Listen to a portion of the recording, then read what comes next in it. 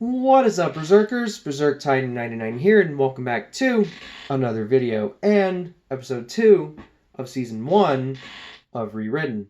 If you guys don't know what Rewritten is, I'll have the link for episode 1 down in the description below because I explained the full context as to what Rewritten is, and also I explain my ideas for episode 1 of Book of Boba Fett. So, once again, if you haven't seen episode 1 of Rewritten, I'll have a link for episode 1 down in the description below, so that way you guys can hear my ideas for Book of Boba Fett Season 1, Episode 1, and the full meaning behind the series of Rewritten. And yeah, let's get started for Season 1, Episode 2 of Book of Boba Fett.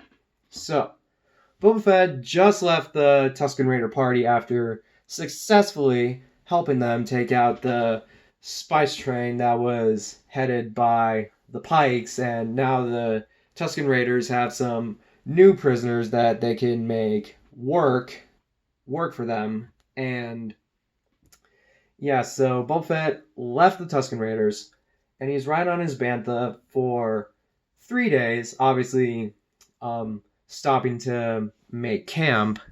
Meanwhile, after the 3 days ride, Boba Fett finds a dying Fennec Shand on the ground. If you haven't seen that end credit scene for, I think it was episode 3 of The Mandalorian, I think. I don't know.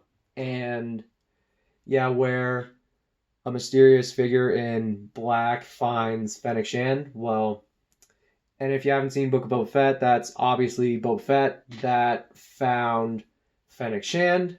And yeah, and this will correlate so well with the timeline of Mandalorian Season 1 and Episode 1 of Book of Boba Fett. Obviously, Episode 1 of Book of Boba Fett is the prequel to Mandalorian Season 1, and Book of Boba Fett Episode 2 also correlates with Mandalorian Season 1, and yeah, so Boba Fett takes the dying Fennec Shand, puts her on the back of his bantha, and continues riding to the nearest hospital where they can fix Fennec Shand. And I am going to change the species of that cybernetic doctor because he looked like he was not from Star Wars. He looked like he was from, like,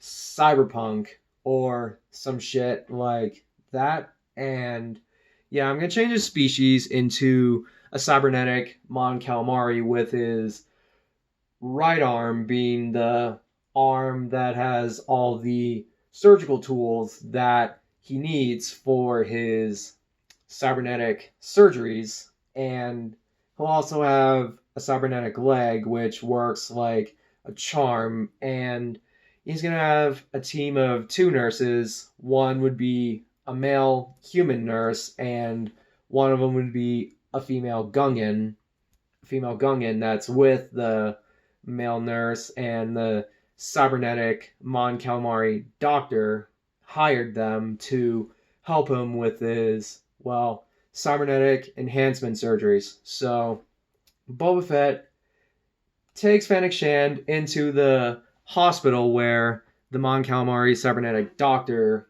will work on her, and I might give him a name for the future of the series, but for now I'm just gonna call him the Mon Calamari cybernetic doctor. So the cybernetic doctor works on his enhancement surgery for Fennec Shand, like putting some machine parts like in her stomach. If you haven't seen Book of Boba Fett, I think it was episode 3 of the show where Boba Fett takes her to the hospital and she gets some enhancements to keep her alive. So after the cybernetic enhancement surgery to keep her alive. Fennec Shan wakes up, almost kills the cybernetic doctor because she doesn't know where the heck she is, and the two nurses got scared because they're afraid that they are going to die. But Boba Fett calms her down, saying that he saved her life and that she was almost dying. And yeah, so a little bit after that, Fennec Shan doesn't completely trust Boba Fett because Boba Fett is a stranger to her, and yeah, she doesn't completely trust strangers. So yeah, after a few days ride on Boba Fett's bantha, and after Boba Fett and Fennec Shan make camp on the sands of Tatooine, yeah, after that, Fennec Shan begins to trust Boba Fett just a tiny bit. Not completely, but just a tiny bit.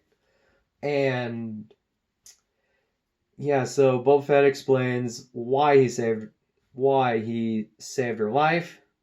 And after Fennec Shan hears the reasoning as to why Boba Fett saved her life, then she trusts him like bit by bit after days ride on the bantha, and also a few days camping out.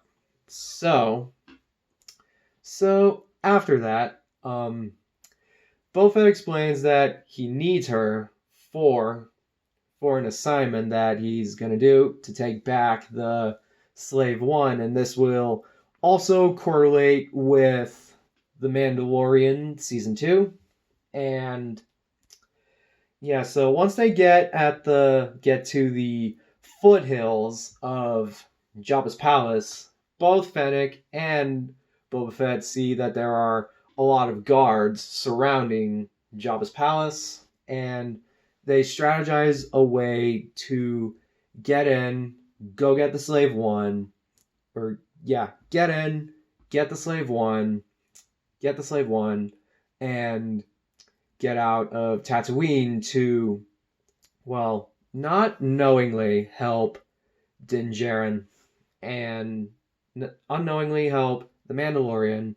And yeah, so they devise a way to break into Jabba's palace break into the ship garage of Jabba's palace to go get the Slave One, and then Fennec Shan stealthily takes out some of Jabba's guards. Boba Fett does the same thing, stealthily take down some of Jabba's guards that are guarding the shipyard, and he finds the Slave One in the ship garage.